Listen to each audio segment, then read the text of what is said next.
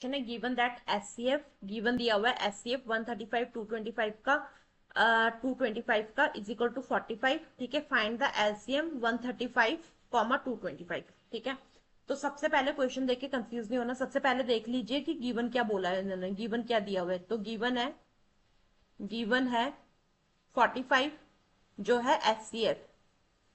ठीक है, एचसीएफ किस वैल्यू का गिवन है 135 और 225। अब वो यहाँ कह रहे हैं कि आपने एलसीएम फाइंड करना है इसका, इसी का आपने एलसीएम फाइंड करना है।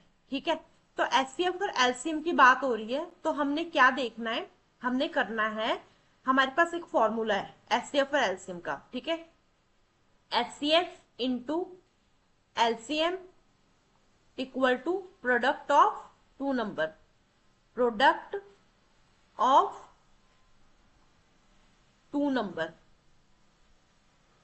नंबर्स। ठीक है, एचसीएफ कितना हुआ हमारे पास, एचसीएफ उन्होंने गिवन है 145 45। एलसीएम हमें निकालना है, तो एलसीएम हम यहाँ पर निकालने के लिए ऐसे ही छोड़ दें।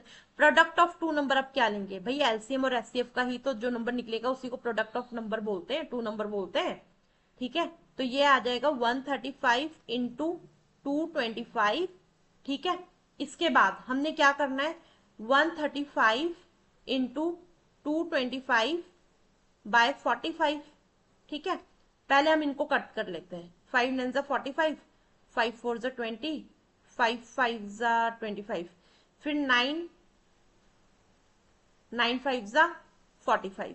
ठीक है, अब 135 को हम 5 से मल्टीप्लाई करेंगे तो क्या आएगा, 5 5 जा 25, 5 3 जा 15, 16 17 का 7 1, 5 1 जा 1 6।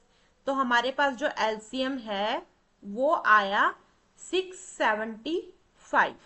ये हमारा आंसर होगा। इस क्वेश्चन को आपने बहुत ध्यान से पढ़ना है। ठीक है, इसमें कंफ्यूजन क्या हो जाती है कि भाई हमारे पास तो प्रोडक्ट ऑफ टू नंबर दिया नहीं, इन्होंने प्रोडक्ट ऑफ टू नंबर ये कहां से लिखेंगे। प्रोडक्ट ऑफ टू नंबर का मतलब ही एचसीएफ इंटू एलसीएम, इसी का ये इसी की जो टोटल कैलकुलेशन है इसी को प्रोडक्ट ऑफ टू नंबर कहा जाता है।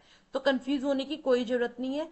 आपने सीधा सीधा जब भी ऐसे कोई क्वेश्चन आता है आपने बस ये जरूर ध्यान रखना कि गिवन क्या है, फाइंड क्या करना है।